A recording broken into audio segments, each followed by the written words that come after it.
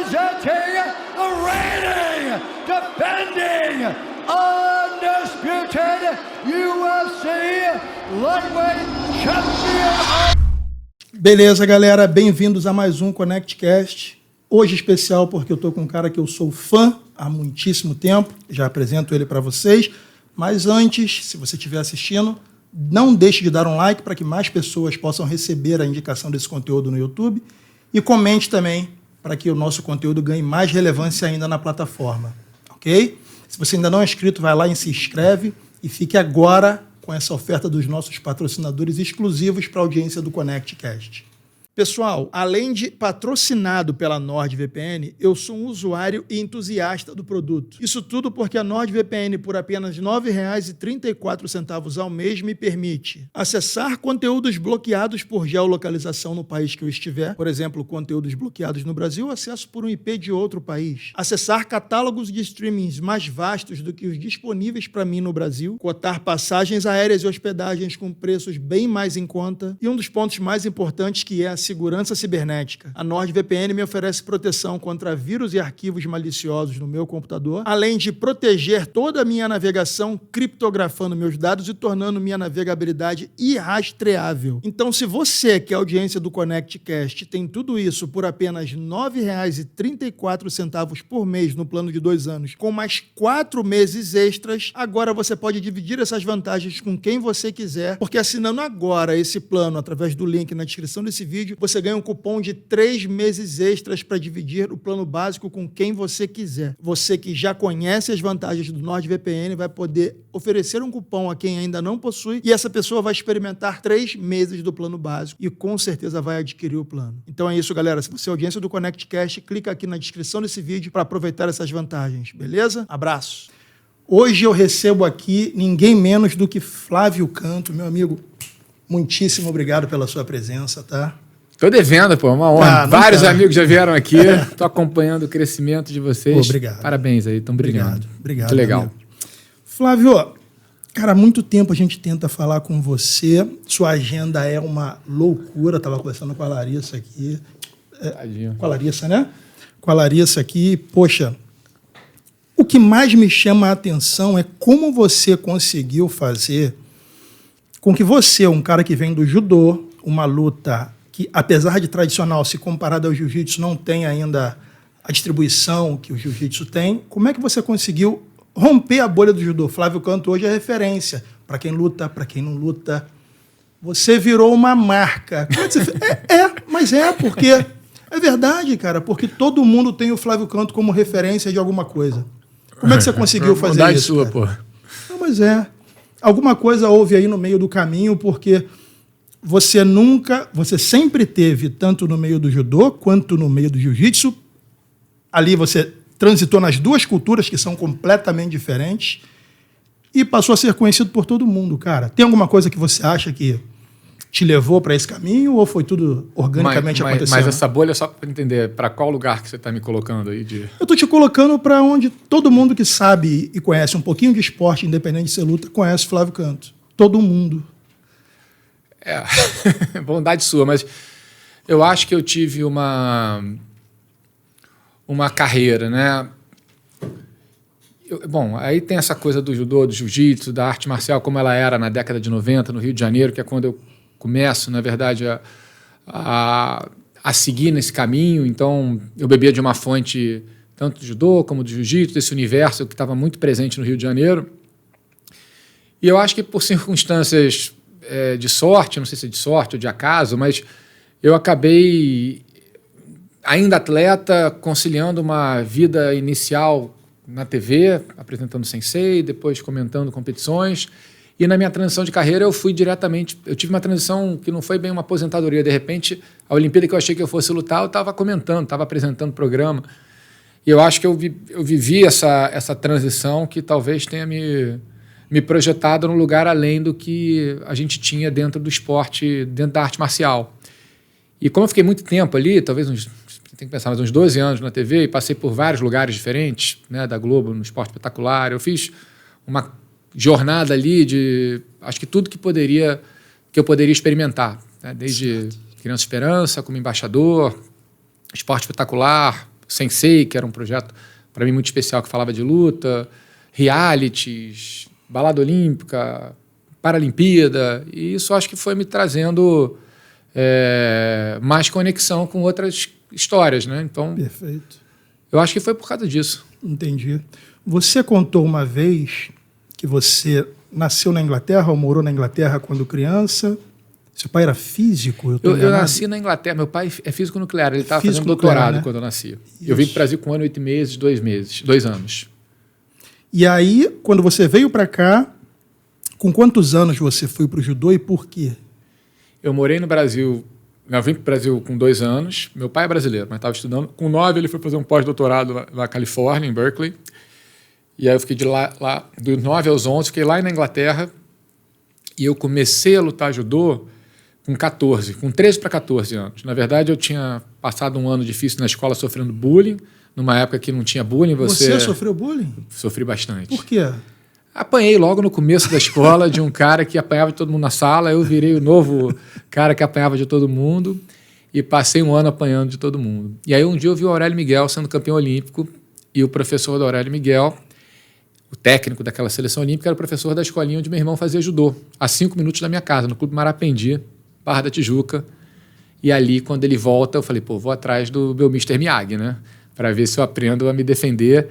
E ali me apaixono, eu tenho a sorte de começar com um sensei, né, no sentido mais pleno dessa palavra, né? Ele tem aquela habilidade de fazer você se sentir importante quando você está longe de ser. Quem era? O Geraldo Bernardes. Geraldo Bernardes. E ali eu começo a aprender a sonhar um pouco. Eu era um cara que não tinha coragem, não era um cara medroso. Então o Geraldo ele foi, de alguma maneira, ali no dia a dia, me preparando para ser mais protagonista de um destino que eu não imaginava que eu poderia ter. Então foi tudo responsabilidade, especialmente no começo, do Geraldo, né? Fazer eu acreditar. O Glaucio, filho dele, meu professor, junto com ele, são os 2 primeiros personagens que eu encontro das artes marciais. Depois vem Paulo Caruso, vem várias outras pessoas, mas especialmente Paulo e Geraldo, os grandes responsáveis pela minha jornada no tatame. E acho que o Geraldo a me transformar num cara corajoso. E como que daí você foi conhecer o jiu-jitsu? Na década de 90, né, eu entrei nessa época, você tinha... eu comecei um pouco depois do Aurélio ser campeão olímpico, né? Certo. Em 88 ele ganhou a Olimpíada em setembro. Eu vou flertando com o judô em idas e vindas e eu começo mesmo em março de 89. O Geraldo sempre foi muito bom de chão, sempre gostou muito de chão. Ele tinha ido para o Japão na iniciação dele como técnico, aí trouxe essa cultura de equilíbrio. A gente tinha um treinamento completamente diferente do judô tradicional do Brasil, que era muito inspirado e influenciado pelo judô mais tradicional. A gente treinava segunda e quarta só chão, meu asa, terça e quinta só em pé e sexta-feira taparia. Isso, kimono. o Geraldo. O Geraldo. Uau, uma escola de judô que fazia taparia. Sensacional. Então, segunda e quarta era chão, terça e quinta em pé e sexta sem kimono com taparia. E ele ainda levava a gente no final do semestre, no final do ano, para fazer prova com o pessoal da Escola de Formação de Oficiais, da ESFO, né? Sim. Que ele era professor de defesa pessoal. Então, não tinha como você não ir ficando casca grossa ali. Esse confere que o pessoal da ESFO era judô ou era taparia? Era taparia, mas às vezes eles perdiam a cabeça. Sensacional. Eu me lembro da primeira delas, eu nunca me lembro da botina do cara que veio lutando comigo. Eles passavam um período de sobrevivência, sei lá, na selva e tal, e a última prova, porque o intuito do time que fazia isso com eles era prepará-los para eles terem frieza. Sim. Eles tinham que aprender a lutar, se defender e não tirar a arma e dar um tiro, né, numa discussão de rua. Perfeito.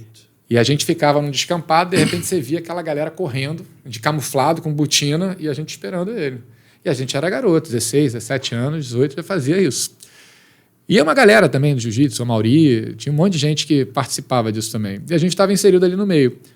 Então, assim, o Geraldo, ele tinha esse lugar, né, de um treinamento bem diferente do convencional.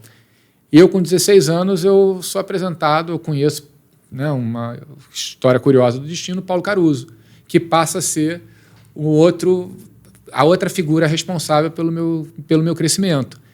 E num ambiente que as academias de jiu-jitsu não treinavam entre elas. Sim, sim. E no judô, eu tinha uma habilidade diferente para o chão, E passei, né, por causa do Geraldo, e depois, quando o Paulo entra na minha vida, eu passo a treinar. Eu treinava muito, porque eu comecei tarde, então eu corria atrás do tempo perdido, tentando treinar o dobro que todo mundo. Então eu treinava bastante. E aí a gente começa, né, eu sou o primeiro cara que tem um preparador físico, eu acho que da minha geração. Eu me lembro do Amaury Bittetti, por exemplo. Uma vez eu fui conversar com o Amaury, ele tinha lutado com o Dom Fry, tinha perdido lá no UFC. Eu lembro disso.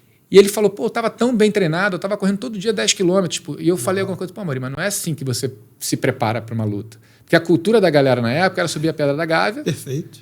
tomar um banho de cachoeira, Isso. voltar correndo e todo dia fazer a mesma coisa. Não tinha ainda uma periodização. Paineiras. Também, a galera subia aqui a escadaria, aqui em Copacabana.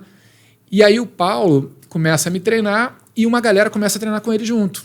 E aí começa a entrar uma cultura de periodização, de cientificidade dentro da arte marcial. E nesse ambiente que a gente treinava junto, a gente treinava um ajudando o outro. Num lugar, pelo menos no jiu-jitsu, que eles não treinavam muito juntos. Então todo mundo que se destacava na época, em algum momento passou pelo Paulo. Sim. E depois com o Pimentel junto. Então Murilo, Léo Leite, Shaolin, eu, Ângelo, Léo Leite, Vitor Belfort, Minotouro. Um amigo meu de infância, amigo mesmo, vizinho e amigo, treinava com você. Ele devia ser o mais novo de todos esses que você citou. Tiago Fernandes. Ó, Thiaguinho. A gente Thiaguinho, era guri. Saudoso Thiaguinho. Saudoso Thiaguinho. A gente era moleque, ele falava, Alexandre, Flávio Canto é o cara mais sinistro que eu já vi no jiu-jitsu. Olha isso. O Thiaguinho, ele poderia ter virado esse cara, né? Sim. Para mim, o Thiago ia ser tipo um George St. Pierre. E ele era espetacular. Tanta disciplina que ele tinha com 15, 16 anos de idade. Surreal.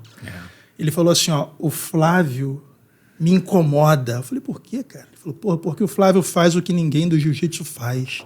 Ele bota um gás tão certo no treino que a galera não consegue acompanhar. Ele explode, recupera, explode, recupera, explode, recupera. E a gente não está acostumado a fazer isso. E ele faz muito bote de finalização. Então o cara passa o tempo todo defendendo as finalizações do Flávio. Se você não tiver um gás dele, você vai se desequilibrar. Então ele vai te ganhar finalizando ou te raspando. Ele estava impressionado que ele já achava o Shaolin um tanque de guerra pela preparação física. Mas ele, quando começou a ver você treinar na Axis, falou, cara, o Flávio tem a preparação física muito mais apurada do que a galera do jiu-jitsu. Até porque era do judô, um esporte olímpico que, na época, primava muito mais por isso do que o jiu-jitsu. Eu acho que a característica que eu precisava impor no meu jogo de chão, no judô você não tem tempo de defender. Você tem um árbitro o tempo inteiro querendo interromper a luta, especialmente na minha época. Boa parte não entendia muito e boa parte queria que a luta voltasse logo em pé. Então você começava a desenvolver um senso de urgência que fazia com que o teu estilo, e o Paulo também tem muito isso no jogo dele, fosse de tentar o tempo inteiro finalizar. Certo. Eu nunca tive tempo para treinar a defesa, porque não... Nem raspagem, né, do tipo. A raspagem, eu nunca me preocupei muito com... É uma coisa que eu nunca entendi muito. Por que você, quando está jogando na guarda por baixo... Vai querer passar para cima. E você joga, você raspa, tudo bem. Raspou, imobilizou, tudo bem. Mas você raspa e vai para a guarda dele, em teoria ele está um passo na tua frente. Porque ele está mais perto de finalizar do que você. A não ser que você faça uma chave de pé ali. Você tem que passar a guarda para buscar a finalização normalmente. Eu acho que você tem que raspar imobilizando. Tá? Então, o meu jogo assim, de chão sempre foi buscando terminar logo a luta, porque senão o juiz parava. Então, isso eu tentava treinar assim para não... Muita gente muito boa de jiu-jitsu nunca foi boa de judô, no chão do judô. Porque o jiu-jitsu tem uma possibilidade de você jogar xadrez. Perfeito. Eu faço uma, você faz uma, eu tenho tempo. Se você não sabe usar o jiu-jitsu para o judô, o jiu-jitsu às vezes não é um aliado. Então você precisa saber fazer essa transição para um estilo. A gente agora no Reação a gente está colocando o jiu-jitsu com muito mais força em todos os programas. E a gente está definindo, a nossa escola precisa ser uma escola de finalização e de velocidade e de ataque. Porque senão não adianta, vai atrapalhar o judô. Entendi. Vamos voltar lá para o que você estava falando, perdão. Fala, eu te interrompi. Não, eu que te interrompi porque você falou dessa época e o Thiago falou muito dessa época em que vocês estavam fazendo a preparação física. Cara, para mim foi um período muito... Foi mágico, assim. Eu tive... Acho que todo mundo que cresceu ali naquele lugar teve muita sorte, porque era um lugar diferente de todos. Sim. Tinha a casa do Carlinhos, que era uma casa na Barra, que a gente treinava junto lá. Que era a galera do MMA também, né? Todo mundo junto. Ricardo Arona, Paulão, Vitor a galera Belfort, toda treinava lá. Você foi até sondado nessa época para ir pro Pride, é verdade isso? Chegaram a me procurar na época. Chamaram o Norato também. E aí, você não... Na época, cara, o sonho de Olimpíada era tão grande assim. O jiu-jitsu não tinha o tamanho que tem hoje. Sim. Então não passava muito na minha cabeça, não. Eu brinco assim, meu problema não é apanhar. Apanhar tem problema. O problema é bater, que eu não sei se eu ia curtir muito, sabe? Sim, tem uma certa animosidade ali do MMA. Não, eu respeito, eu admiro, né, a vida toda também comentando, mas tem uma peculiaridade da luta de MMA que você tem que machucar. Isso. E no judô e no jiu-jitsu você não precisa machucar.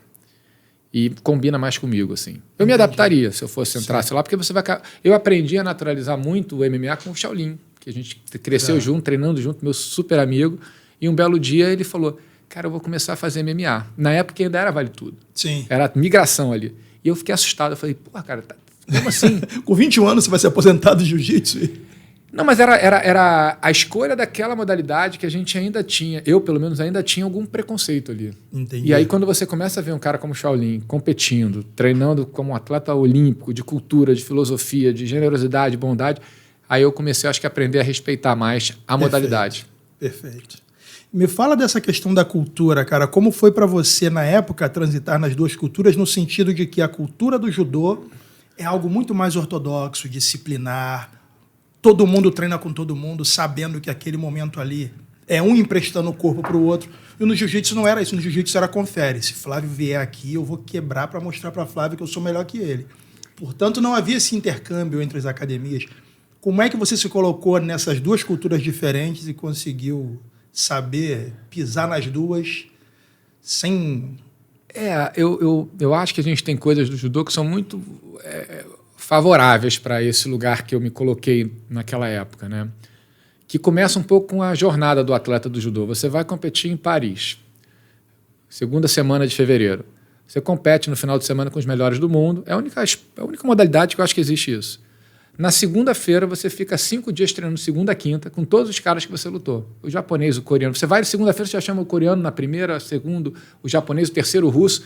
Na semana seguinte, vai todo mundo para a Alemanha, competir o Grande Slam da Alemanha. Aí você vai lutar com aqueles mesmos caras. Você eventualmente lutou com ele em Paris e treinou 5 vezes com ele na semana. Você evoluiu, ele também evoluiu, já é outra luta. Isso permite um desenvolvimento contínuo, né, da luta. E aí você passa os próximos 5 dias treinando juntos na Alemanha. Aí no sábado a gente está todo mundo competindo na Rússia. Então Aí o que adianta eu ganhar do cara no treino? É verdade. Eu vou competir com ele no sábado, eu vou chegar em casa e falar, porra, peguei o coreano lá, derrubei 10 vezes, peguei 5 vezes no chão. Sábado eu vou estar lutando com ele, ali conta. Então, no judô você tem uma cultura de tanto treinamento com teus adversários que você sabe que aquilo ali não vale muito. O que vale é a competição, se eu quiser medir força, né? E no jiu-jitsu não tinha muita competição. Perfeito. Você tinha pouquíssima, tinha lá a Copa Company, o Ciclone, tinha Novo Leblon, Alfa Bar. E como tinha pouca competição, eu acho que tinha essa coisa de que eu precisava me provar em outro ambiente, já que eu competia pouco. Se eu lutasse com alguém e perdesse a competição do Novo Leblon, eu só ia poder lutar com ele talvez daqui a um ano. Não era assim, final de semana que vem a gente se encontra de novo. E então, acho que desenvolveu esse lugar de hipervalorizarem, supervalorizarem o treino. E aí entra a parte de educação, que eu acho que no judô, nesse quesito, é a referência que eu trago para a gente botar na metodologia do Reação. Treino não se fala, treino se faz e acaba ali. Perfeito. Porque, no fundo, é isso. Acaba ali o treino. O treino depois... Porque quanto é a competição, de fato... É que na época, você traduziu tudo, na época não havia competição, então tudo virava notícia. Mas o jiu-jitsu ainda carrega essa cultura. Sim. Muito menos do que naquela época, mas é muito diferente você treinar judô e treinar jiu-jitsu, do ponto de vista até psicológico, porque no judô é muito mais natural, você luta com muito mais... Você treina muito mais leve. No jiu-jitsu, a galera... Outro dia eu estava conversando com o Roger está falando, pô, o Roger vai treinar em algum lugar, todo mundo vai querer... Tirar uma casquinha. E se ele for treinar no judô, numa academia, isso é diferente, assim. Entendo. Se você for visitar o Flávio Canto, vai visitar uma academia de judô, o treino é tranquilo, não tem confere. O pessoal vai querer me derrubar, vai querer me pegar, vai querer me derrubar. Eu estava agora dando treinamento lá Eu fui para Itália, fiz 4 dias de seminário lá. Tinha um campeão europeu que estava me chamando para treinar. Eu estava com preguiça, mas falei, pô, tem que treinar com esse cara, do meu peso. Aí fui lá, treinei com ele. Mas é uma energia diferente, não tem uma energia de competição, tem uma energia de sair na mão ali, no bom sentido, né? Não há clima hostil. Não. Perfeito. Aí o que a gente faz no Reação, por exemplo? a gente tem judô e jiu-jitsu. Então, assim, outro dia eu estava lá, o pessoal começou a filmar o treino. Eu falei, parei o treino. Falei, ninguém treina que filma treino aqui. O que está acontecendo? Você sabe se ele quer que você filme? Sabe se ele quer que você filme? Que história é essa? Aí eu brinco assim, a gente tem que tirar a cultura do pela-saco, que existe muito num e no outro. O que tem de bom em cada um? Pô, o jiu-jitsu tem uma cultura de valorização dos ídolos muito bacana, que é mais legal que no judô. Tem a cultura da coragem, que é muito poderosa. Também acho que mais poderosa que no judô. Mas tem essa cultura do confere, que eu não acho legal. A cultura de filmar e contar o que aconteceu. Eu treinava numa academia que eu parei de ir uma época que um amigo meu, que eu admiro pra caramba, um cara que é um monstro, treinou e no dia seguinte estava todo mundo contando como é que foi o treino. Aí eu falei com o professor, eu falei, cara, educa essa galera aí que não dá. Um cara que foi campeão de tudo que é competição. Sim. Os caras falam dele, os caras que são nada. E querendo tirar essa onda, ele devia ter treinado. Eu falei, porra, que bobeira, cara. Faz sentido. E o treino do judô, ele é um treino que todo mundo comenta o seguinte, ó. Inclusive, eu vi você comentar isso numa entrevista. Fala assim, ó, treinar jiu-jitsu é divertido, treinar judô nem sempre é divertido. E aí você conta que foi no Medi, chegou lá, ele falou, faz 300 entradas aí. Beleza, acabou, tchau. O treino, eu até falo que isso é uma qualidade do jiu-jitsu, pensando nesse lifestyle que a gente tem. Você não tem lifestyle no judô. Porque quem que faz judô que não quer ser campeão mundial e olímpico? Quase ninguém. É muito duro treinar judô. Então, deixa eu complementar. A vida útil do atleta do judô, do praticante de judô, torna-se muito mais curta do que a do jiu-jitsu, por isso, Flávio? Muito. Você vê, a gente está falando sobre isso agora. A gente falou de 4 grandes empresários do Brasil que hoje são faixas pretas de jiu-jitsu. Estávamos falando aqui. E treinam todo dia, felizes da vida. Você não treina no judô com 50 anos... Feliz da vida. Feliz da vida de randori de luta. Então, você em um ano, você prepara uma pessoa para ser treinada, para poder dar um treino no chão. É muito mais... eu acho que é mais fácil você conseguir dar um treino. Você precisa de muitos anos no judô para você dar um treino para alguém melhor. Eu acho que o judô é muito mais complexo, dói mais... E esse é um ativo do jiu-jitsu. O jiu-jitsu você treina a vida toda, praticamente. Você tem gente que começa com 50, 60 e ganha faixa preta com 80. E compete de master. E se sente toda a parte de saúde que tem por trás de uma modalidade como o jiu-jitsu. Eu acho que o treinamento ele é muito mais suave. Você conversa no treinamento de jiu-jitsu. Sim. Inclusive lá no Reação mesmo. Às vezes a gente tem que fazer um treino de equipe aqui. Tem que mudar um pouco a cultura também para esse treino da equipe. Mas não vamos perder isso que é legal para o treino do dia a dia. No judô ninguém abre a boca no treino, do início ao fim, como no boxe, como no wrestling. Verdade. São modalidades que têm essa característica. Então é um treino muito duro. Então se você não tem um objetivo muito ligado à competição, você se machuca, você não fica. Não existe hoje uma academia de judô que ensine judô que não seja para a competição, existe, Flávio? Eu acho que deve existir, assim, algumas, mas eu acho que o jiu-jitsu tem mais sucesso nisso. Sim. Você treina no chão, você não troca pegada, você não cai, você não bate de ombro, não bate de... horrível isso aqui, o pessoal do judô vai ficar chateado comigo, mas eu acho que treinar judô é muito mais duro do que treinar jiu-jitsu. Sim. Eu tenho uma hérnia aqui, eu treino no chão, bem, judô eu já não consigo treinar direito. Eu tenho que tomar vergonha, fazer alguma infiltração aqui para poder treinar direito, senão eu não consigo. Eu e o Moacir tivemos uma conversa aqui de mais de 2 horas a respeito Nota disso. Ele falou muito, porque ele está nos 2 mundos e ele acha que alguma coisa podia ser feita para que o judô começasse a atingir mais pessoas a partir dessa filosofia de treinar para estar feliz, não necessariamente para se tornar um super atleta. Eu li um livro que vale a pena até ler, chamado Judoka, que é do Thierry Frémaux, que ele é o diretor de Cannes Internacional, daquele festival de cinema. Sim. E ele é um faixa preta de judô também. E ele traz Foi até legal que eu li o livro, ele me reconectou muito com a filosofia mais raiz do Jigoro Kano e do judô. É lindo o livro, assim. Ele faz um paralelo da jornada dele como judoca, faixa preta, e a jornada dele no cinema. Então ele traz essas referências, traz a história do primeiro filme do Kurosawa, né, a saga do judô, que é em alusão ao Sanshiro Sugata, né, que é um livro que é um clássico que conta a história do Jigoro Kano, da fundação do judô. Tem uma beleza muito potente na filosofia do judô. Então, sim, o que a gente tenta fazer no Reação é usar essa filosofia para trabalhar a nossa metodologia de desenvolvimento de habilidades socioemocionais e tudo mais.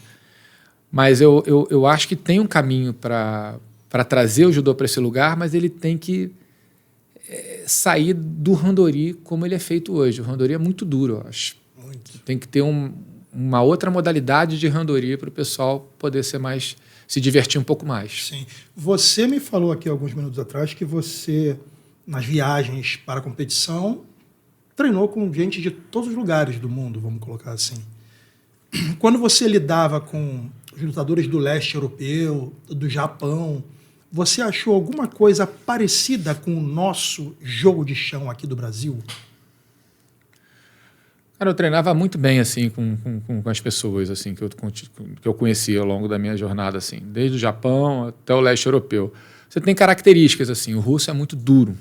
O pessoal, né? Influência do sambo, de repente. Também, né? É curioso porque o sambo eles não têm estrangulamento. Eles têm chave de pé, chave, não tem estrangulamento. Então tem uma lacuna ali no jogo deles. Mas são muito duros. Fortes. Mas a habilidade, a fluidez que a gente encontra num jogo de um bom atleta de jiu-jitsu, você raramente ou não vai encontrar num atleta que venha só do judô. O Japão, até talvez a década de 50, 60, 40, especialmente ele tinha, é o que dizem, né, um chão melhor do que ele tinha na minha época. Você tem o judô feminino lá com um ótimo chão. Exato. E você tem alguns bons atletas de chão. Mas essa fluidez, essa dinâmica toda, eu esperava ter encontrado com mais frequência. Eu não encontrei com muita frequência.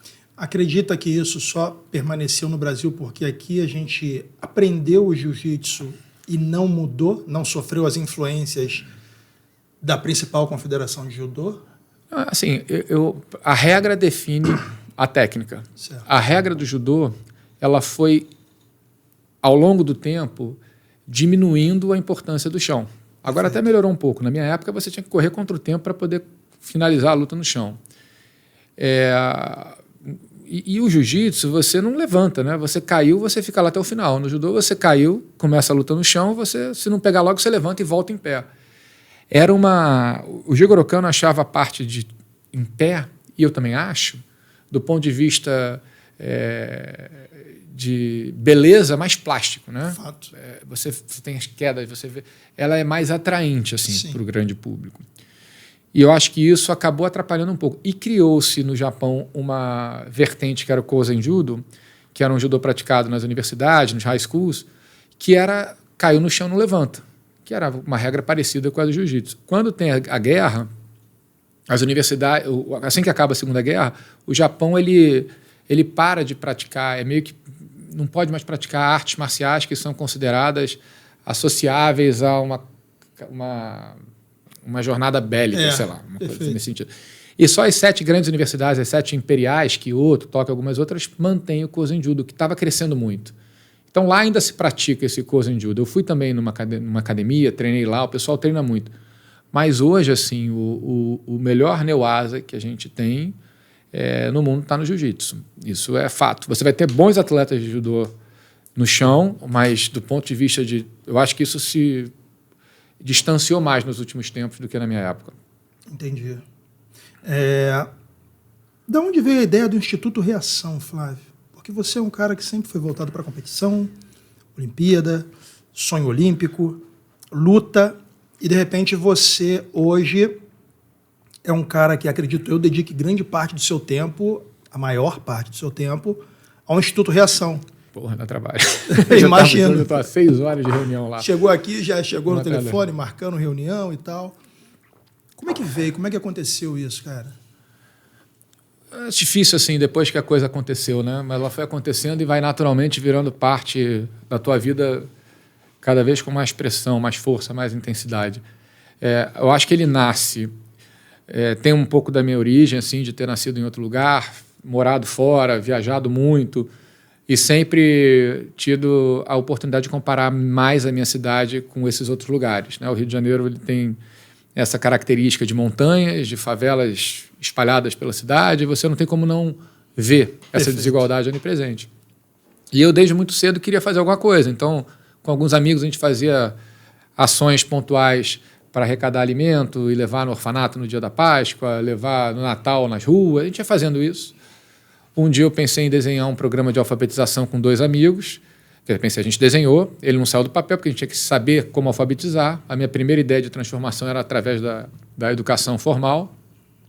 E quando eu voltei de Sydney, da Olimpíada da Austrália, eu achei que eu fosse para ganhar medalha, eu tinha ido para Atlanta, fui como reserva e voltei achando que estava na hora de dar um caminho para aquela ideia de fazer de ser útil, né, de alguma maneira. E na mesma época eu estava em Búzios conversando com Pedro Gama Filho, saudoso Pedro Gama Filho, querido. E aí ele falou, vamos entrar agora num projeto na Rocinha, que era Educação Criança Futuro.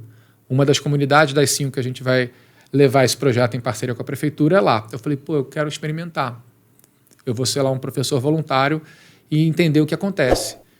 E aí foi uma transformação na minha vida imediata. Eu subi faixa preta, desci faixa branca, eu sempre falo isso de cara, porque eu descobri que o que eu achei que eu ia fazer não era o que ia acontecer. Eu não estava levando inclusão social para aquelas pessoas, eu estava ganhando inclusão social num universo que eu não conhecia, de uma riqueza gigante.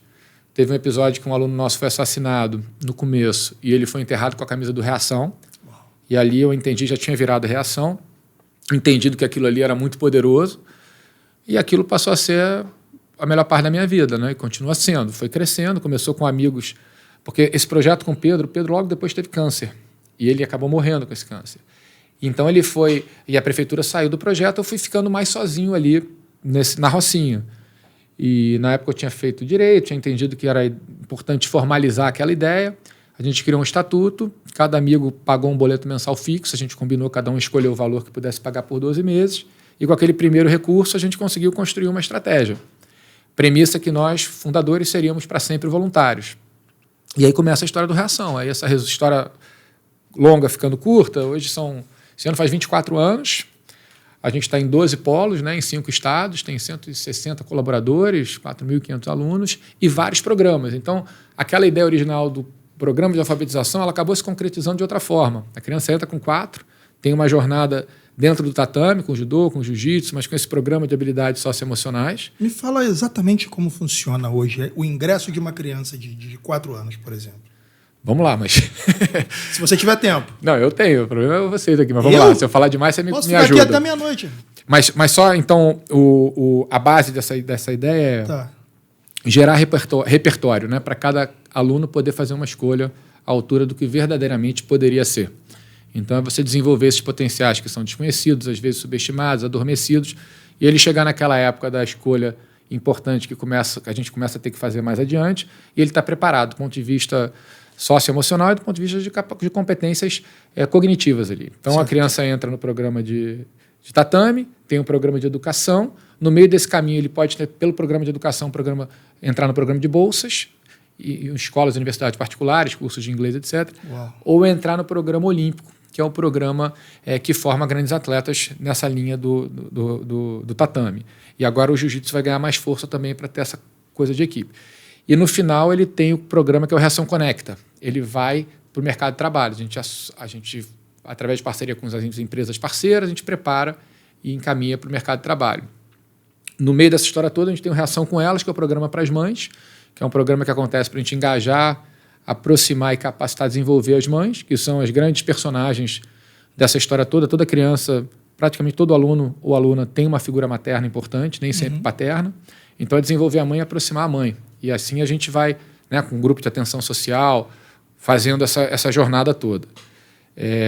No programa de habilidades socioemocionais, a gente gosta de falar dos 3 Cs, né, que é uma inspiração do Gita Kyoei, que é benefício e prosperidade mútuos, que é o grande princípio do judô, que talvez seja um grande inspirador, sem eu perceber, de tudo isso que a gente faz. Né? A cultura do judô japonês, do Jigoro Kano, era, se todo mundo se preocupa com o outro, a gente cria um ambiente que está todo mundo olhando para o lado. Repete isso, por favor. Se todo mundo se preocupa um com o outro? A gente cria um ambiente de prosperidade coletiva, né? Perfeito. Então, a metodologia está toda pautada nisso. Faixa preta dentro e fora do tatame tem a ver com pessoas que não entendem só construir e conquistar, que é performance, mas também legado, que é o compartilhar. Então, você cria uma onda de transformação que não termina no Reação. Continua. Isso é perfeito. É o sonho e a utopia nossa, né? Não, mas eu não acho que é utopia, porque Não, você já utopia, está fazendo. mas assim, como o mundo poderia ser para Sim. todos, né? É porque às vezes a gente confunde muito o ambiente esportivo, onde só tem lugar para um no pódio, dentro da competição. Fora da competição, tem o legado que não necessariamente aquela pessoa vai iniciar pensando em pódio, aquela pessoa só precisa de ajuda. Você deve ter visto na sua jornada que tem gente que só precisa de ajuda. Não tem o que você exigir dessa pessoa, até que ele conheça as possibilidades. Eu digo porque, dependendo da fragilidade social desse garoto, ele nem sabe do que ele é capaz até ele entrar nesse ambiente e começar a ver que ele tem uma importância, entendeu, Flávio?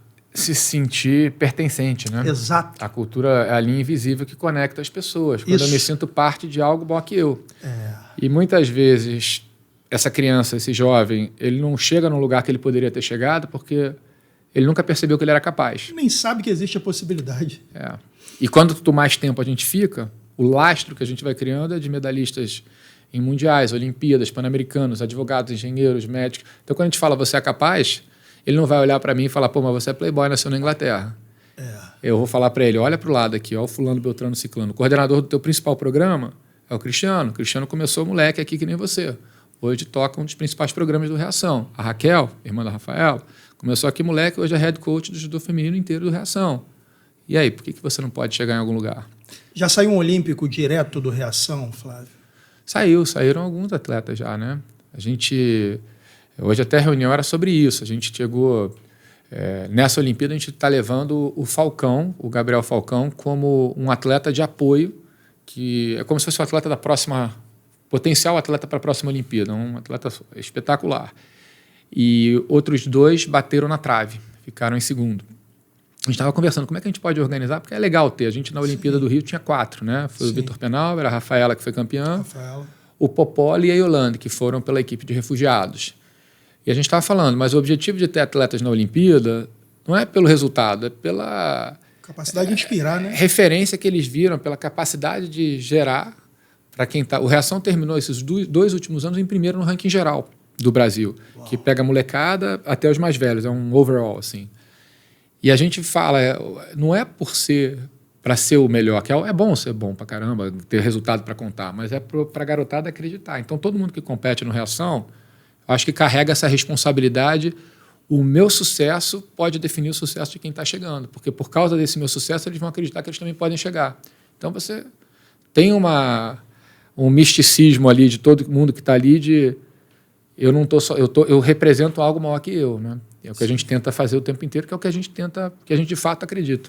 Pessoal, além de patrocinado pela NordVPN, eu sou um usuário e entusiasta do produto. Isso tudo porque a NordVPN, por apenas R$ 9,34 ao mês, me permite acessar conteúdos bloqueados por geolocalização no país que eu estiver. Por exemplo, conteúdos bloqueados no Brasil, acesso por um IP de outro país. Acessar catálogos de streamings mais vastos do que os disponíveis para mim no Brasil. Cotar passagens aéreas e hospedagens com preços bem mais em conta. E um dos pontos mais importantes, que é a segurança cibernética. A NordVPN me oferece proteção contra vírus e arquivos maliciosos no meu computador, além de proteger toda a minha navegação, criptografando meus dados e tornando minha navegabilidade irrastreável. Então, se você, que é a audiência do ConnectCast, tem tudo isso por apenas R$ 9,34 por mês no plano de 2 anos, com mais 4 meses extras, agora você pode dividir essas vantagens com quem você quiser, porque assinando agora esse plano através do link na descrição desse vídeo, você ganha um cupom de 3 meses extras para dividir o plano básico com quem você quiser. Você que já conhece as vantagens do NordVPN vai poder oferecer um cupom a quem ainda não possui e essa pessoa vai experimentar 3 meses do plano básico e com certeza vai adquirir o plano. Então é isso, galera. Se você é audiência do ConnectCast, clica aqui na descrição desse vídeo para aproveitar essas vantagens, beleza? Abraço! E como é que está essa questão do jiu-jitsu? Você chegou aqui, a gente conversando em off, você falou que quer muito implementar o jiu-jitsu no Reação, porque você é um dos caras que acompanhou a ascensão do jiu-jitsu no que diz respeito a todo mundo hoje pratica jiu-jitsu. Como é que está sendo feita essa parte? A gente tem o nosso mantra lá, faixa preta dentro e fora do tatame, mas o dentro do tatame, a gente fala que ele tem que ser bom em pé, bom no chão e bom na transição. Então a metodologia ela é toda trabalhada em cima dessa ideia, né? E a gente sempre teve jiu-jitsu, especialmente num dos polos, que é o polo principal. Quer dizer, o polo principal, eu não posso chamar de polo principal, mas é o polo sede, que é a Rocinha.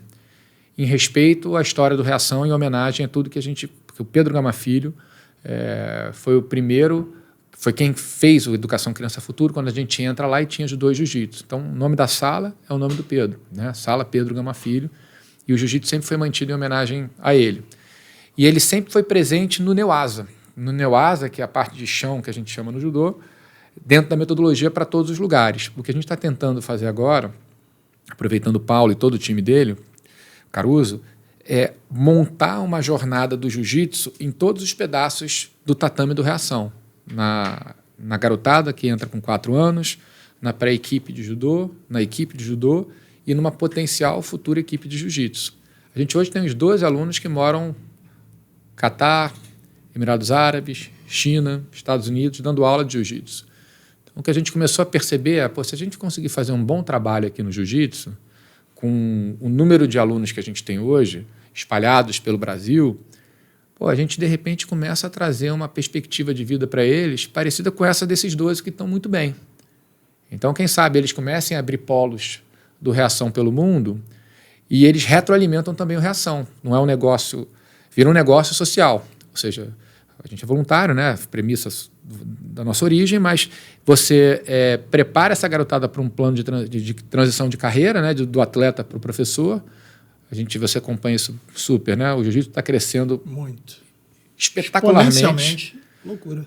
E você retroalimenta também o Reação. Então, eu acho que é um modelo que a gente nunca fez, a gente nunca monetizou os ativos que a gente tem para o Reação. A gente está começando a tentar fazer isso. A gente tem um braço que eu não falei, que é de consultoria de educação executiva. Fala, por favor. Não, mas é isso. É um braço que a gente está começando, testando desde gente C-level a fazer um programa de liderança mais samurai, né? Aquele que serve, uma liderança mais servidora, com team building com algumas empresas. E no futuro não, acho que já pode ser quase... A gente vai começar a tentar monetizar isso. A gente já fez vários. Perfeito. A gente já está fazendo um, né, com a Prio, que é essa empresa que eu estou... que até o Roberto, que eu falei, que treina com o Rodrigo, que anota 1 milhão. Sim. A gente tem uma parceria muito legal da cultura... Toda a cultura da Prio, que depois da Petrobras, a maior empresa, a maior junior oil do Brasil, sim, bebe da fonte do samurai, sim, do atleta. Né? Então... E o Reação acaba ajudando em alguns momentos em recrutamento, em botar pessoas novas lá, trazendo a cultura que a gente tem na arte marcial para o pessoal entrar com esse espírito de guerreiro e de time e tudo mais. E está dando super certo. Eu já estou me perdendo aqui, que eu começo a falar para caramba, você vê que eu falo. Não, relaxa, mas aqui não é uma entrevista. Quanto mais você fala, para mim é melhor, porque aí eu conheço mais o Flávio e o que está por trás do sucesso do Reação. Eu tenho uma curiosidade, e queria ouvir isso de você, que é um judoca de carreira. Qual é o grande lance na disciplina do treino do judô? Como que um pai que está ouvindo a gente hoje pode entender o benefício do judô ao colocar o filho dele lá? Porque todo mundo fala em disciplina nas artes marciais, mas ao mesmo tempo que a gente vê o negócio ficando comercial, ele vai naturalmente se adaptando ao público, não de maneira pejorativa, ele vai gourmetizando. E o judô não tem essa preocupação. No judô é isso ou isso, hierarquia. Como é que funciona isso no judô, cara? Eu acho que como em toda modalidade esportiva ou de arte marcial, você tem bons e maus exemplos. Sim. E no judô também tem maus exemplos. Sim. Eu acho que talvez o judô tenha uma estrutura metodológica mais organizada do que o jiu-jitsu, que é mais jovem quando você fala de formação para garotada. Sim. Você tem alguns atletas, alguns professores que começaram a se destacar num mundo que até pouquíssimo tempo ninguém fazia. Você tem a Kira fazendo um belíssimo trabalho, o Leão Teixeira no Rio que já faz há mais tempo, a Kira voando agora. A Kira tem uns 500 alunos lá na academia dela. Mas até 10 anos não tinha essa. Você vai botar a criança no judô, depois você bota no jiu-jitsu, o adolescente. Isso. E isso já começou a mudar. Você tem já... Você vê o grupo a Aliança também faz um trabalho. Várias academias. Acho que todo mundo hoje já está bebendo essa... E nos Estados Unidos você vai numa competição de crianças, tem 1 milhão de crianças. Verdade.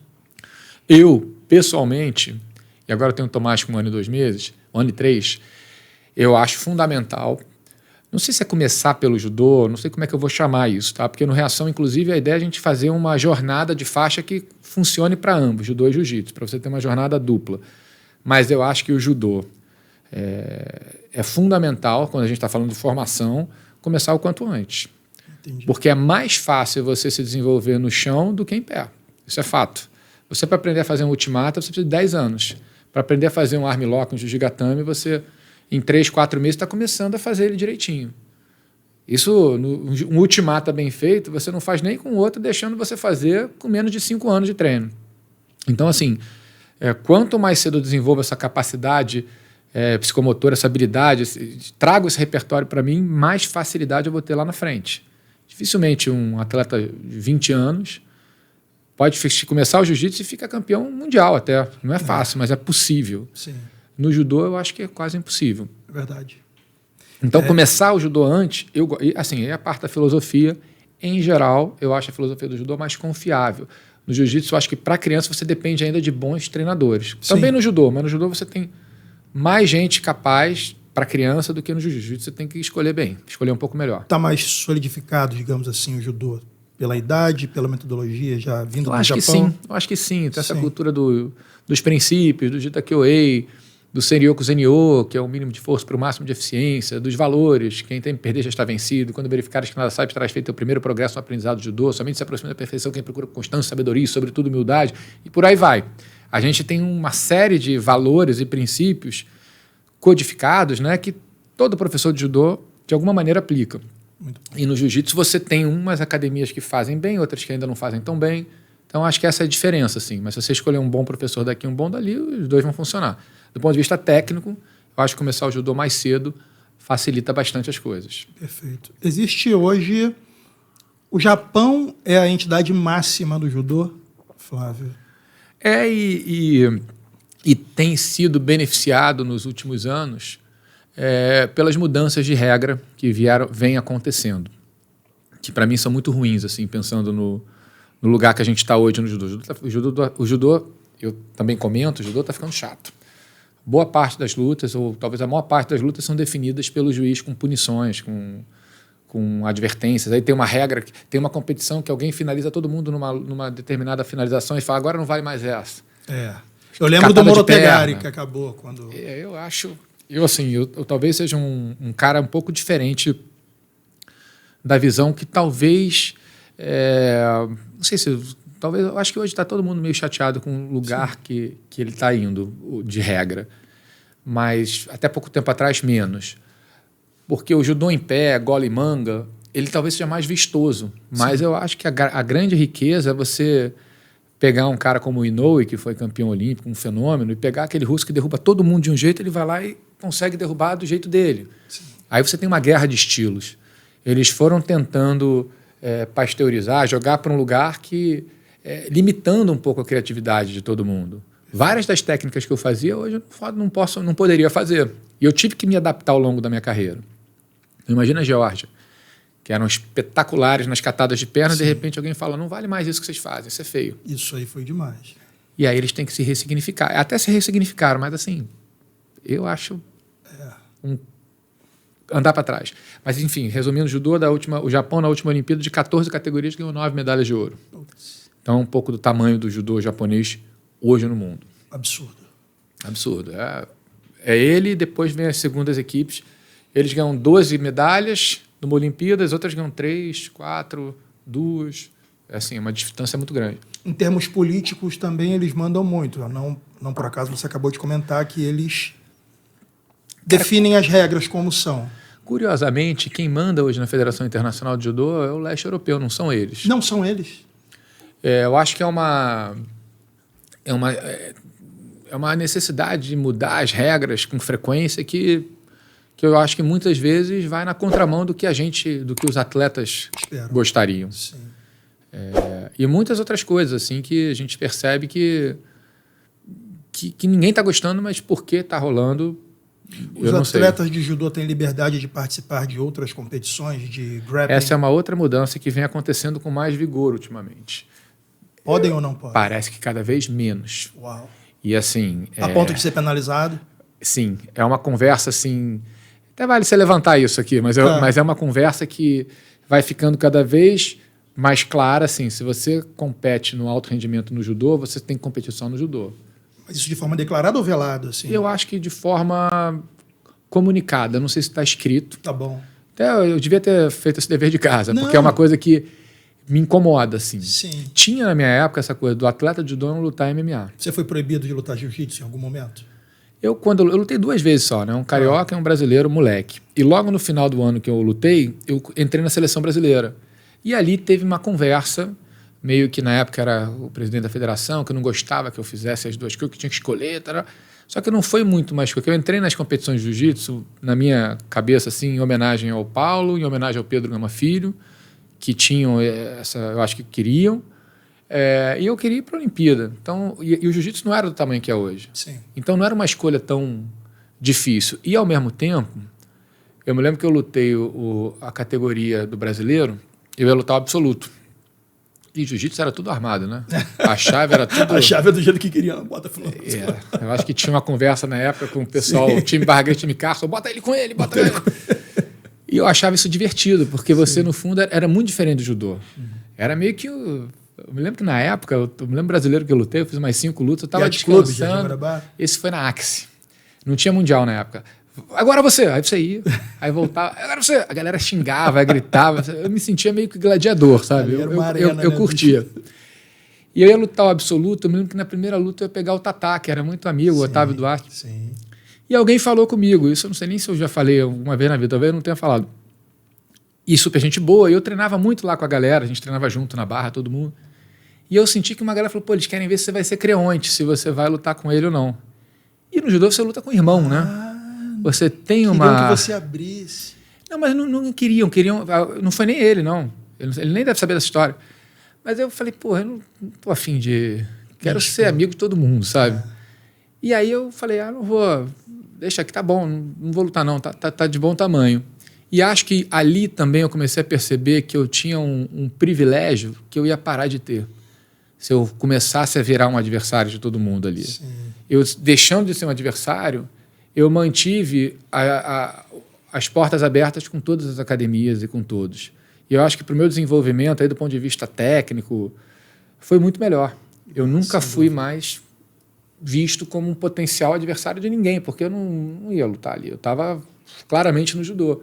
E, ao mesmo tempo, tinha essa coisa, a gente treinar, independentemente do que acontecia, o treino acabava ali como tem que ser. Perfeito. Eu acho que as pessoas iam entendendo também isso. Sim. E se sentiam cada vez mais parceiras. Aqui a gente está num lugar de amizade, aqui o treino acaba aqui. E isso me ajudou muito. Então, todos os melhores caras da época treinavam juntos comigo. E eu treinava junto com eles. Então, isso foi um privilégio gigante. Numa época que o jiu-jitsu só existia no Rio de Janeiro.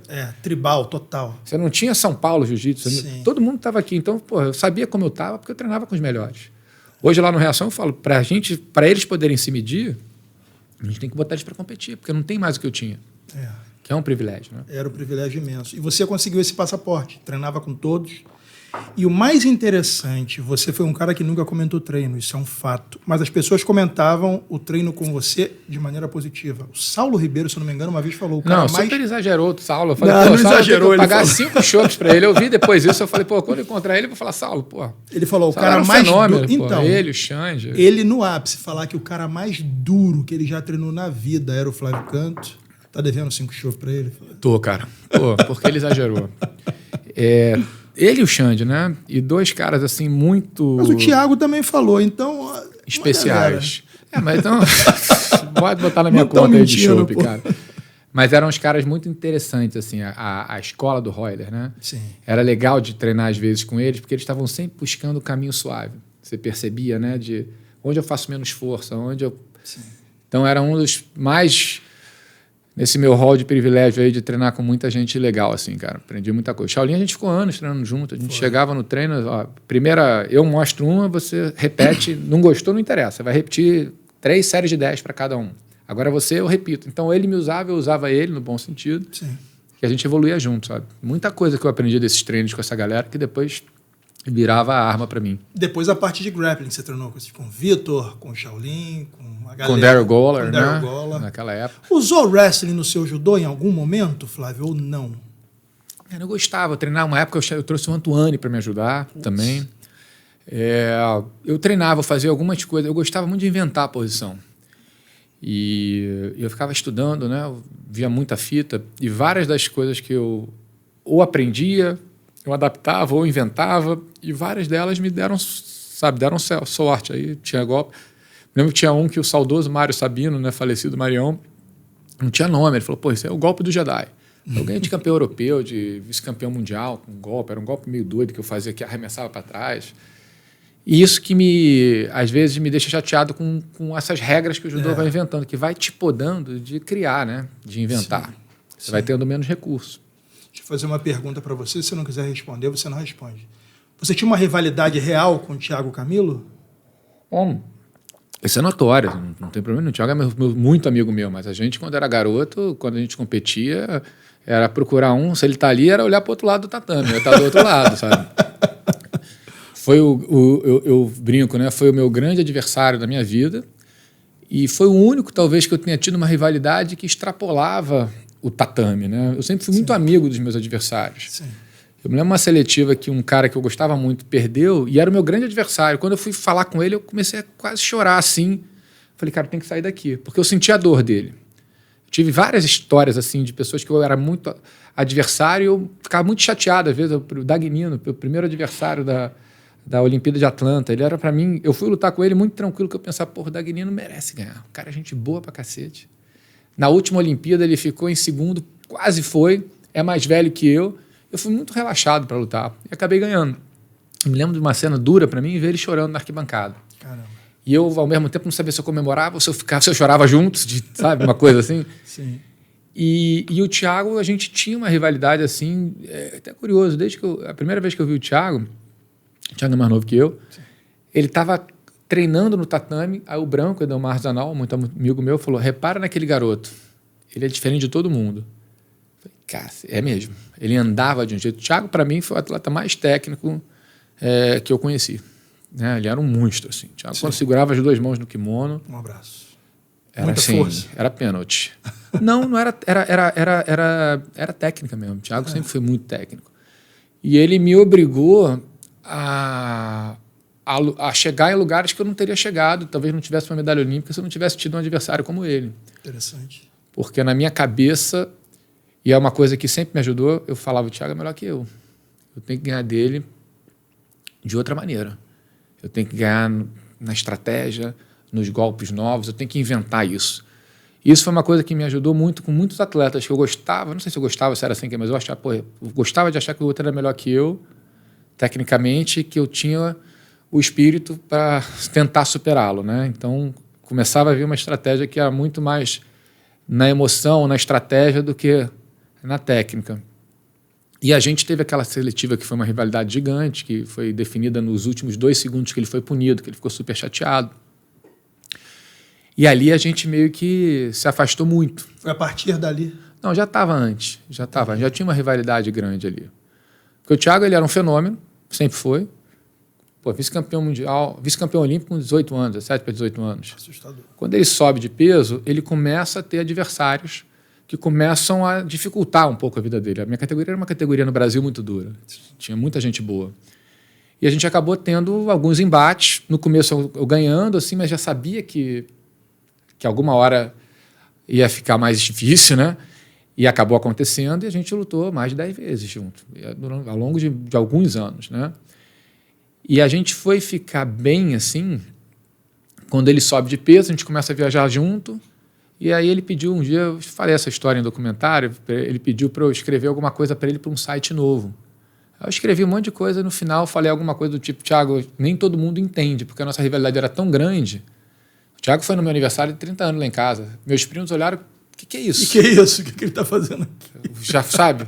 Falei, calma, é meu amigo. É difícil até explicar para as pessoas, sabe? Porque as pessoas não entendem. Porque depois um grande adversário se torna talvez a pessoa mais importante da tua história, porque sem ele você não evoluía. Exato. E aí eu escrevi uma coisa legal e no final falei, cara, nem todo mundo entende, mas você eu sei que vai entender. Quando eu penso em você, a primeira coisa que vem na minha cabeça é muito obrigado por você existir. Sem você, eu acho que eu não teria chegado onde eu cheguei. Acho não, tenho certeza.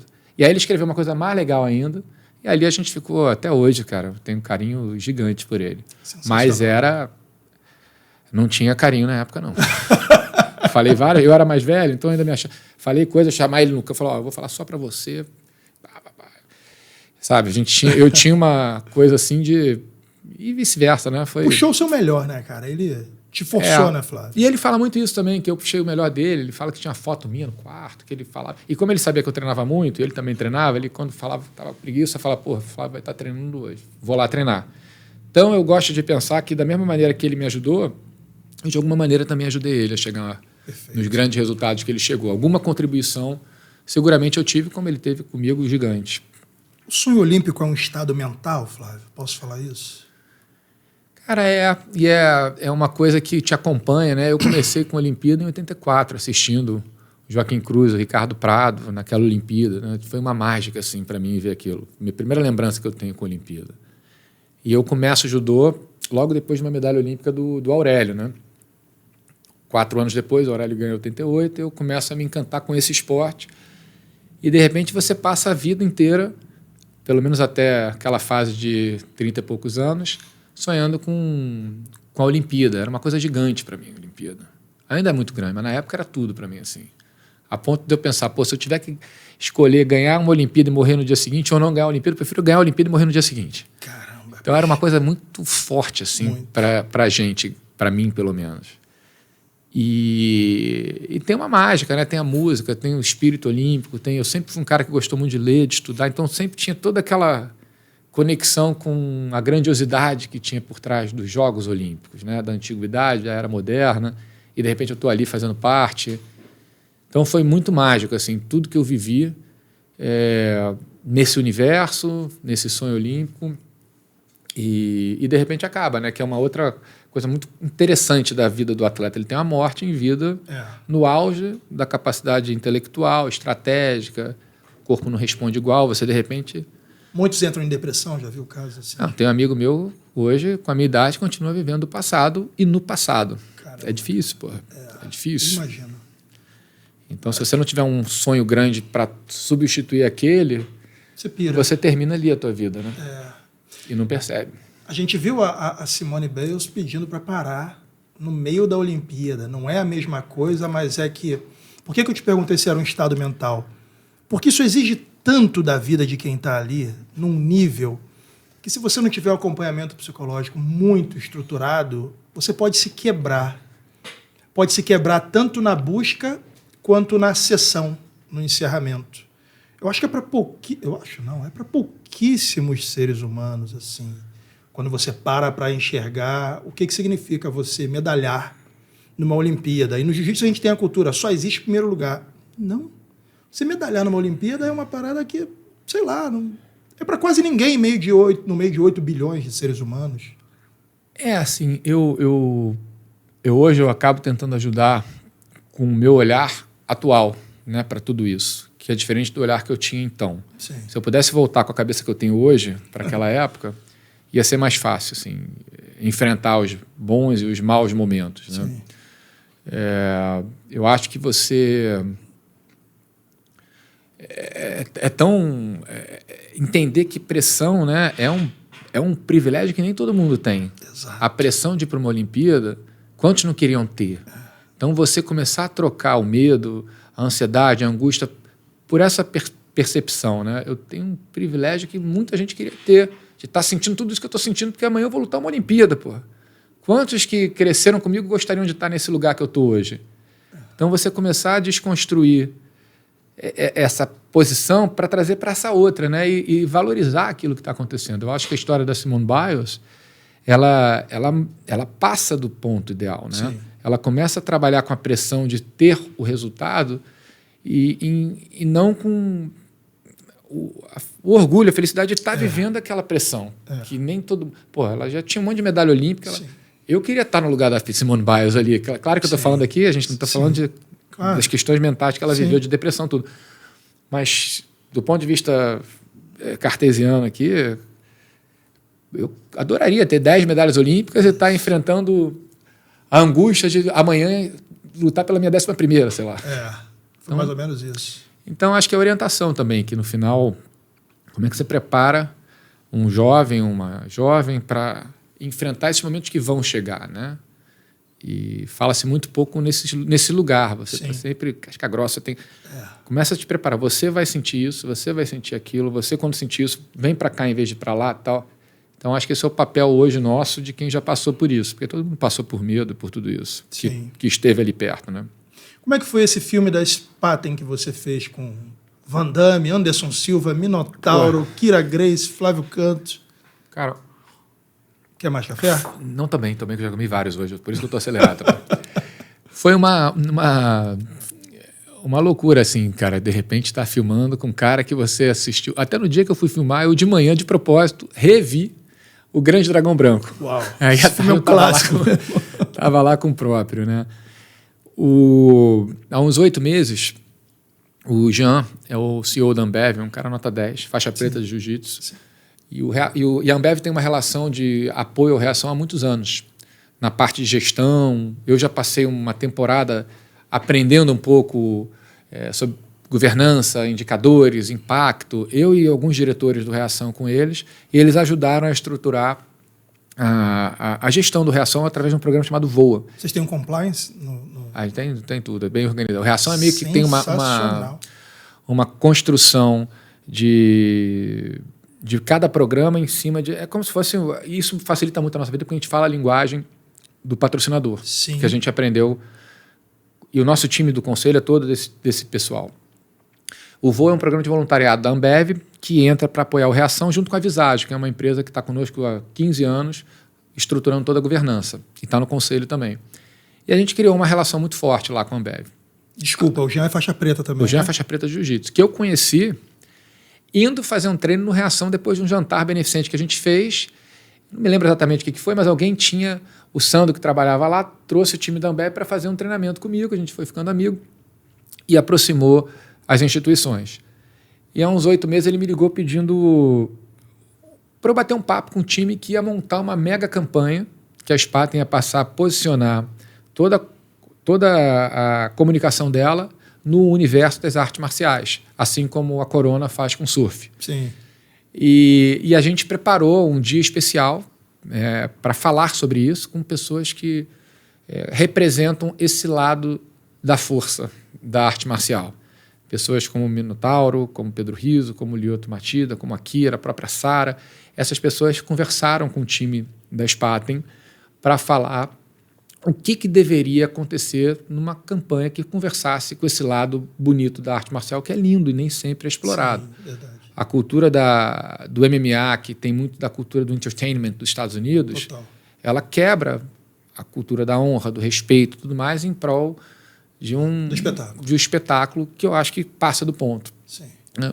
E ali o pessoal se inspira, começa a campanha, eu entro nesse papel de pseudo-consultor ali, depois até vira consultor, mas mais como um amigo ali ajudando de alguma maneira, o pessoal nota 1000, e eles foram se encantando. Foi muito legal porque a gente desconstruiu algumas ideias de pessoas do time que estavam participando que não conheciam tanto esse universo. E todo mundo, no final, se encanta, está todo mundo treinando alguma coisa, todo mundo encantado. Uau. E aí acaba se desenvolvendo nessa campanha que a gente foi gravar na Europa. Foi em Praga? Foi.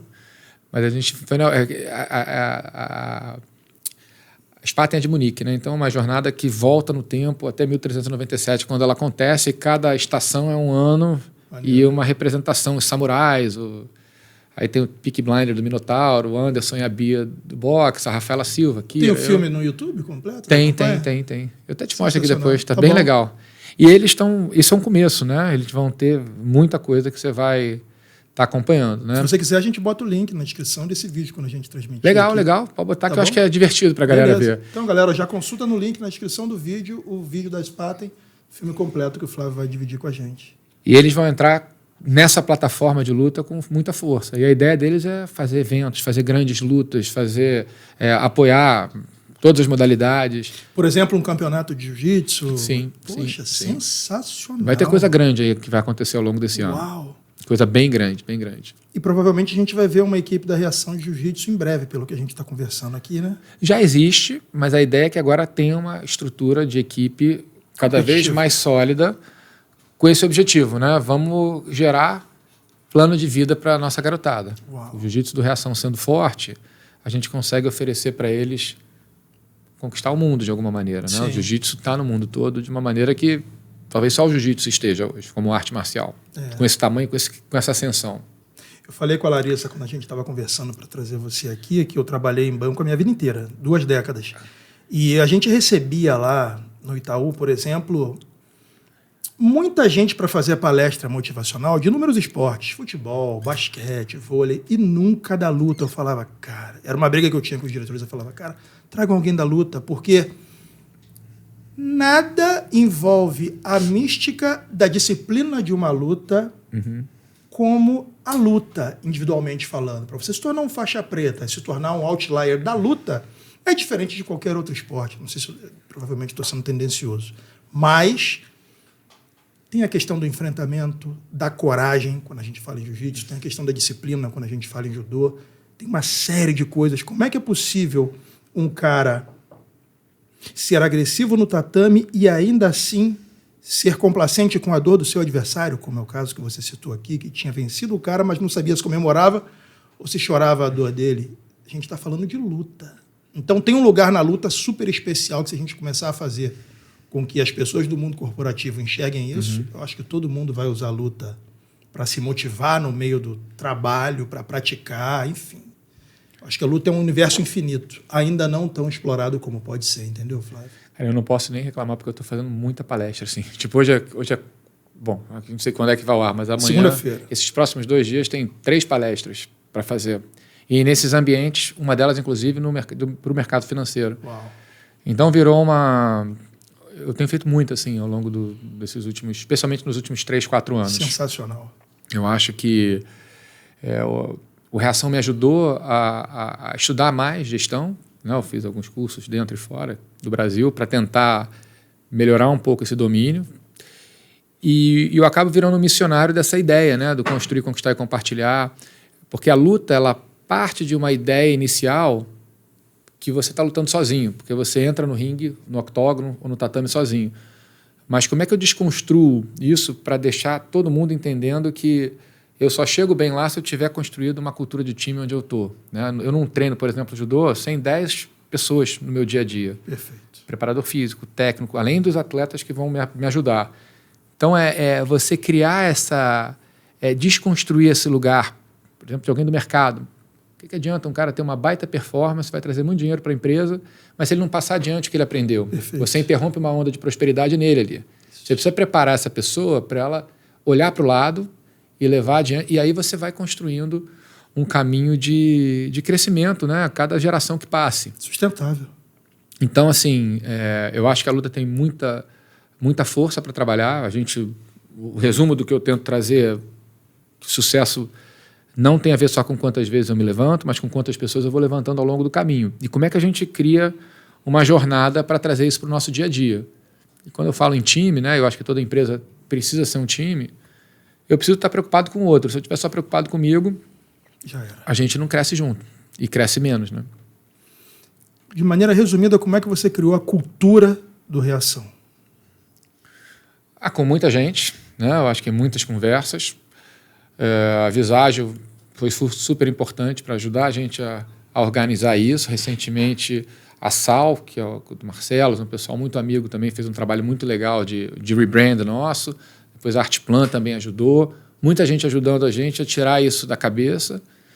E a gente acabou construindo uma jornada que é muito legal, que funciona. Vou chamar dos nossos stakeholders ali. O principal, que é o aluno.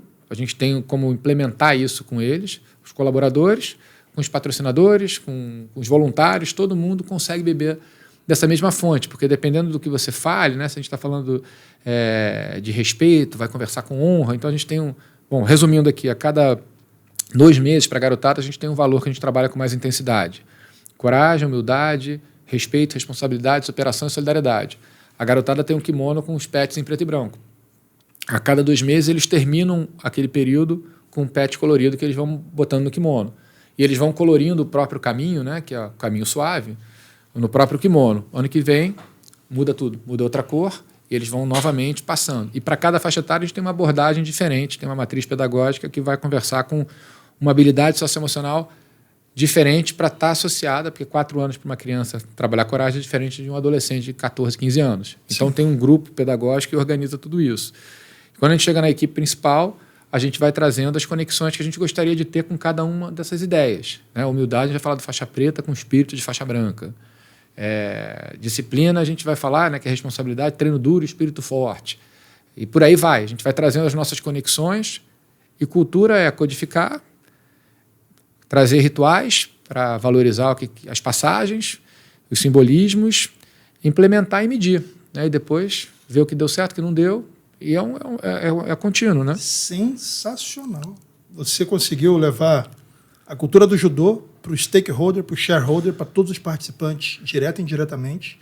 A tendência disso é crescer de maneira... Assim, eu acho que toda academia precisa construir isso. Sim. E como a gente está na arte marcial, você já tem muita referência para trabalhar, mas qual é o toque pessoal que cada academia vai dar, né? Que cada grupo vai dar. E é a mesma coisa na empresa. Né? A empresa que não tem uma cultura consolidada, ela dificilmente desenvolve, dificilmente escala e dificilmente cria essa sensação de pertencimento. Né?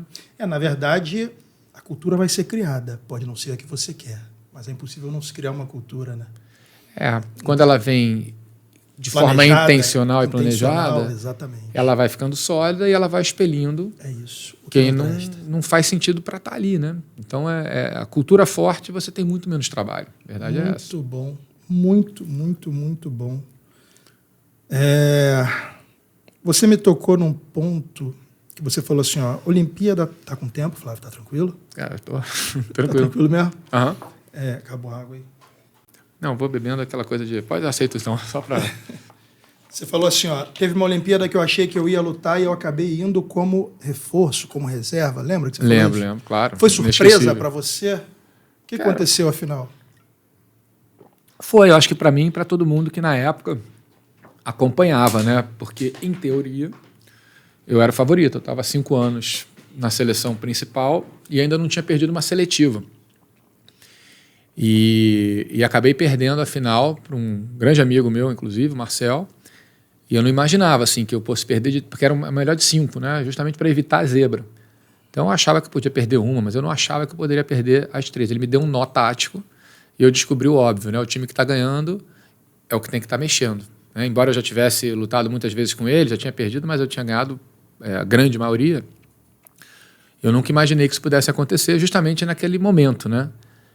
E ali foi uma baita aula para mim, porque uma das ideias que a gente trabalha, que eu acredito, é de você aproveitar um dia ruim para fazer alguma coisa boa. Né? O cai, levanta mais forte. E o meu indicador, a gente lá na frente descobre se eu me lembrei daquele momento com felicidade ou tristeza. Né? E a gente lutava num sábado e viajava na segunda para a Austrália, ou na terça. E eu ia para servir, eu não ia mais para lutar. Devia ser a coisa do samurai, né? Aquele que serve. E eu acho que ali eu tive uma lição de vida incrível, né? De realmente viver o sonho de quem me bateu, de quem me ganhou, e ajudar ele de coração, de peito aberto. Não foi fácil, mas foi muito bonito. Eu e toda a equipe de reserva, a gente fez um pacto assim, de ajudar os titulares, foi muito legal. E quando eu voltei para o Brasil, eu achava que era o momento de fazer uma coisa nova na vida e quando começa a reação. Então, hoje, quando eu olho para trás, você fala, você quer ir para aquela Olimpíada ganhar medalha? Eu falei, não, porque eu não sei se eu ganhasse uma medalha ou a reação tinha começado, sabe? Perfeito. Então, foi um momento assim, de virada muito importante assim, na minha vida. Você diria que foi o momento mais difícil da sua carreira como atleta, Flávio? Cara, eu tive alguns, assim. Esse foi o primeiro momento muito difícil da minha carreira. Porque naquela época, você definia o ano em função do teu resultado, né? Então, sim, perder uma seletiva para uma Olimpíada que eu estava muito... foi a Olimpíada que a gente tinha se programado para ganhar, sim, ou para ganhar uma medalha. E eu acabei protelando para 4 anos depois. Eu tive um outro período muito difícil, que eu estava muito bem, em 2007, no Rio de Janeiro. Estava primeiro no ranking mundial, já tinha uma medalha olímpica. Ganhei do meu grande adversário na primeira luta, que era o cubano, e na semifinal peguei um garoto americano, que depois ficou um cara muito bom, mas na época estava começando. E ele entra no golpe, eu apoio o braço e destruo o braço. Né? Então eu saio carregado da competição. E um mês depois a gente teria o Mundial no Brasil. Então a gente tinha os Jogos Pan-Americanos e o Mundial. Eu ia fazer uma seletiva com o Thiago para ver quem ia para o Mundial. Porque o Thiago lutou o Pan na categoria de cima. E eu acabei não lutando e acabei assistindo o Thiago ser campeão. Comentando no Sport TV na época. Então, ao mesmo tempo que foi difícil, né? porque eu ficava, pô, será que poderia ser eu ali e tal? Uma porta também se abriu ali, que acabou virando... Acho que dali começa uma jornada de transição de carreira sem eu perceber. É uma oportunidade que eu acabei abraçando e criando uma conexão ali com outro universo que eu talvez não tivesse aproveitado, né? Se eu tivesse... E até hoje meu braço não dobra, então... Ficou sequela da luta? Até hoje não dobra todo. Eu tive que mudar um pouco o meu jogo. Mas eu perdi quase 1 ano e meio. Eu só fui voltar bem em 2010. Foi uma lesão que me atrapalhou muito. Porque aí volta e machuca não sei o quê, machuca isso. Então essa foi talvez o momento... E a minha aposentadoria também foi dura, porque eu tive uma lesão no joelho em 2010, 2011. Dezembro de 2010. Fiquei 7 meses parado, fiz 4 cirurgias, peguei uma infecção hospitalar. Na última, tinha uma bactéria lá que parece que tinha 50% de letalidade, então era uma coisa bem mais séria do que eu gostaria. E no final fiquei quase 1 mês no hospital, antibiótico na veia e tal, para sair inteiro, né? Aí saí, mas perdi muito tempo na jornada olímpica. Meu grande adversário na época, muito amigo meu, Leandro Guilherme, estava voando. E eu comecei a ver que eu tinha que aceitar o convite que tinham feito para mim, né? Que era ir para a TV. Então, em 2002, eu já estava nesse outro lugar. Acabou sendo também uma sorte, né? Sim. Que fechou uma porta, mas abriu outra. Muito importante. Hoje ela... Parece piegas quando a gente fala depois, que tinha que ter acontecido assim, mas quando você para olhar naquele horizonte de tempo, tudo se encaixou, né? Mas nada por acaso, assim, não é por acaso. Claro que com muita sorte, sempre, sorte é fundamental. Mas eu acredito muito em movimento, assim, né? Quando você tem... Sincronicidade? Não, acho que movimento de você buscar alguma coisa mesmo. Quando você tem um problema, alguma coisa ruim, você inventar alguma coisa, né? Às vezes... Não é ali que você se encontra, mas porque você tentou ali, você descobriu que não é bem aqui, mas é ali. Mas daqui você foi para um outro lugar. Então, eu falo muito com a garotada, assim, e a arte marcial traz muito essa percepção, né? O dia ruim é o que conta, é o que faz a diferença, né? Se você não souber aproveitá-lo, você não anda para frente, né? Você não evolui, porque a gente perde tanto. Então, se você a cada derrota você aprendeu, descobrir alguma coisa nova... A gente perde tanto que você vai, de alguma maneira, evoluindo. Sim. Então, como é que eu aproveito esses momentos? Eu acho que por isso que o reação é reação, porque é uma palavra fundamental para toda a jornada. Eu saber lidar com os dias ruins, com as quedas, com as derrotas. Eu me defino por como eu me comporto nesses momentos. Perfeito. Acho que é um pouco por aí. Sensacional. Flávio, para mim foi um prazer receber você aqui, meu irmão. Uma honra. Conversa fantástica. Vou continuar daqui acompanhando tudo que você faz lá pelo Reação. Espero que você tenha curtido essa conversa aqui com a gente. Sou fãzão. Obrigado, cara. Também sou muito seu fã. E é isso. Conta com o ConnectCast para ajudar. Da nossa forma pequenininho, mas da forma que a gente puder, a gente vai ajudar. Vamos botar aqui o link da Spaten. Qualquer campanha do Reação que você achar relevante a gente anunciar aqui, conta com a gente para isso, cara. Impacta a vida de muita gente, eu sei que impacta. E o que a gente puder fazer para impactar positivamente também, a gente vai fazer.